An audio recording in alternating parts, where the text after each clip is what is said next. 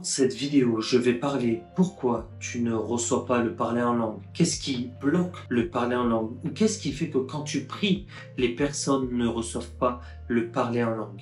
C'est l'histoire de Anne que j'ai rencontrée la semaine dernière. Semaine après semaine, moi, alors qu'elle avait une foi pleine pour Dieu, elle n'a pas reçu le parler en langue. Alors elle a commencé à chercher, elle a commencé à avoir des ministères, des pasteurs, à recevoir la prière, aller d'endroit en endroit pour recevoir l'imposition des mains. Mais malgré tout cela, malgré son désir ardent de chercher Dieu, de vouloir recevoir le baptême du Saint-Esprit, rien ne se passait. Alors elle a commencé à avoir des mensonges, des théologies que peut-être et sans doute que le parler en langue n'était pas pour tout le monde. Mais elle a décidé de ne pas se focaliser sur son expérience ou ce qu'il y avait sur le moment, mais sur ce que la parole de Dieu disait.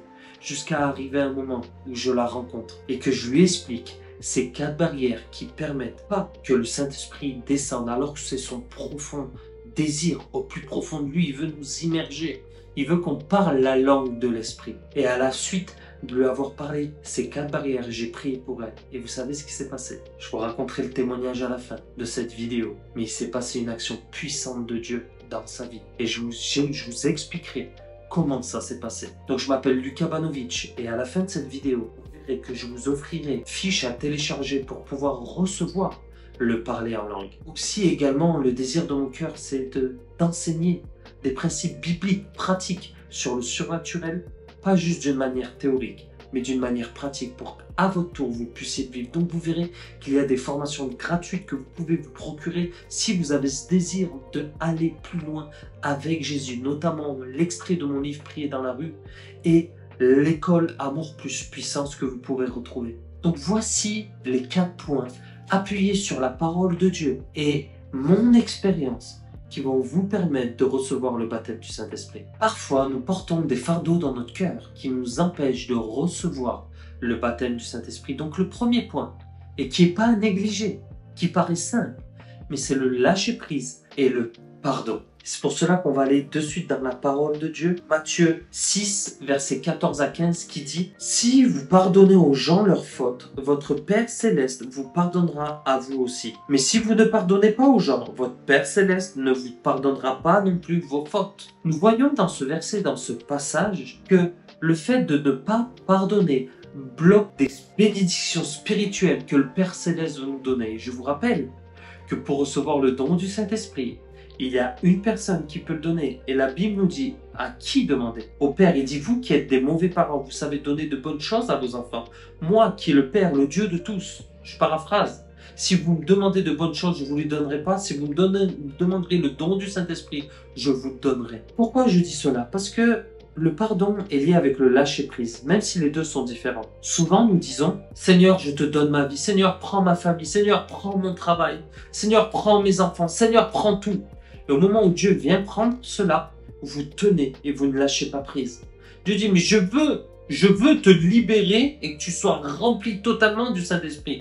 Mais tu ne me permets pas, tu ne lâches pas prise. C'est ce qui va se passer avec cette personne que je vous raconterai à la fin, qui a permis de recevoir le baptême du Saint-Esprit. Le deuxième point qui est important, c'est de ne pas croire que tu as besoin de délivrance. Donc dans Jean 8, 36, il est écrit cela. « Si donc le Fils vous rend libre, vous serez réellement libre. » Autrement dit, si tu n'es pas réellement libre, c'est que le Fils ne t'a pas réellement libéré ou totalement. Il y a une doctrine à propos de la délivrance. Toute personne et beaucoup diront « Ouais, mais la Bible dit que toutes choses anciennes sont passées et que toutes choses à venir sont nouvelles. » Il déforme le contexte biblique. Pour la simple et bonne raison que la délivrance, la guérison est quelque chose qui se travaille, même le salut, la Bible nous dit. Donc, c'est comme la même manière de se repentir. C'est pas on est repenti une fois et c'est fini.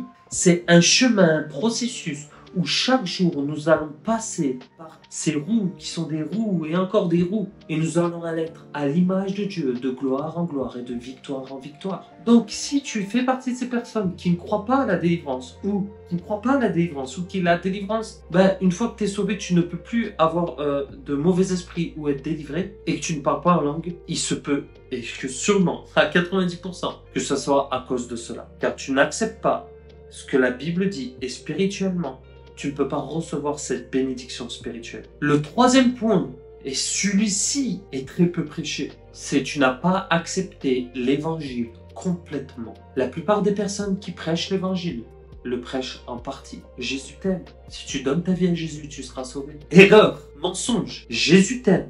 Oui, si tu te repens de tes péchés et tu te détournes de tes péchés et tu décides de suivre Jésus et que tu passes par les eaux du baptême et que tu es baptisé, tu seras sauvé. Alors là, tu vas me dire, ouais, mais Lucas, attends, qu'est-ce que tu es en train de me dire là? La Bible en parle clairement. Dans Acte 19, versets 2 à 6, il est dit ceci. Avez-vous reçu l'Esprit Saint quand vous êtes devenus croyants? Ils répondirent, nous n'avons même pas entendu parler de l'Esprit Saint.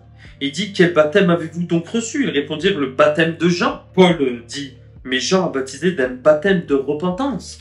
Il disait au peuple de mettre sa foi en celui qui venait après lui, c'est-à-dire en Jésus. Sur ces paroles, ils reçurent le baptême pour le nom du Seigneur Jésus. Paul leur imposa les mains et l'Esprit vint sur eux et ils se mirent à parler en langue et à s'exprimer en prophète. On voit ici qu'ils n'avaient pas reçu le parler en langue parce qu'ils n'avaient pas accepté l'évangile totalement. Il fallait pas juste être baptisé du baptême de repentance, c'était le baptême juif qui était lié à la tradition juive, mais être baptisé du baptême de Jésus. Et de ce baptême-là, tu pouvais recevoir le baptême du Saint-Esprit. Et on le voit là, clairement, c'est qu'il leur a pas été parlé et ils n'ont pas accepté l'évangile total, donc ils sont privés d'une partie du parler en langue. Mais j'aimerais venir sur le dernier point, qui est hyper important, que nous parlons peu, et le baptême d'eau. Beaucoup ne reçoivent pas le parler en langue parce qu'ils ne sont pas baptisés d'eau. Vous savez, le baptême d'eau n'est pas un symbole. Le baptême d'eau est une puissance de la résurrection de Christ.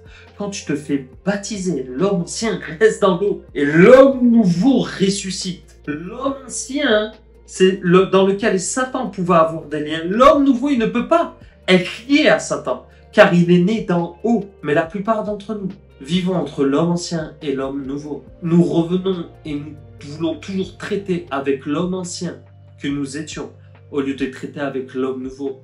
Et c'est pour ça que la puissance du baptême, avec cette révélation que quand tu sors des baptêmes, tu es ressuscité avec Christ, que l'homme ancien est dans l'eau et que tu peux être une nouvelle créature, peut activer le baptême du Saint-Esprit. Et j'ai vu des personnes sortir de l'eau. Ils n'arrivaient pas à parler du Saint-Esprit. Après le baptême, ils ont reçu la puissance du Saint-Esprit. Comme promis, je vous fais ce témoignage. Et cette dame arrive, Anne, vers moi, elle me dit, Lucas, il faut que tu pries pour moi. Et là, j'ai pas envie, j'ai pas le temps. C'est l'heure du repas. Et vous allez voir que les bonnes choses arrivent toujours quand vous n'avez pas le temps. Alors à ce moment-là, je m'arrête avec elle. Elle commence à m'expliquer que elle est allée prier, tout le monde a prié pour elle, que toutes ces choses, qu'il n'y a rien qui se passe, qu'elle comprend pas, mais qu'elle désire recevoir le parler en langue. Et là, je viens avec ces 4 barrières que je viens de vous parler. À ce moment-là, elle me parle du lâcher prise. Et tout simplement, on a lâché prise et elle a pardonné. Ces personnes qu'elle devait pardonner simplement, je l'ai amené, je l'ai conduit dans une prière de repentance simplement. Et je lui ai dit, maintenant demande au Père qui t'envoie le don. Le Père lui a envoyé. Et j'ai commencé à parler en langue. Et à partir de ce moment-là, elle a commencé à sentir quelque chose à l'intérieur d'elle. Et toujours, je pose cette question, est-ce que tu ressens quelque chose? Parce que le baptême du Saint-Esprit se ressent. Et à ce moment-là, ça a commencé à monter. Et arrivé un moment, je lui ouvre la bouche et elle s'est mise à parler en langue. Pendant 5 minutes, je l'ai accompagnée.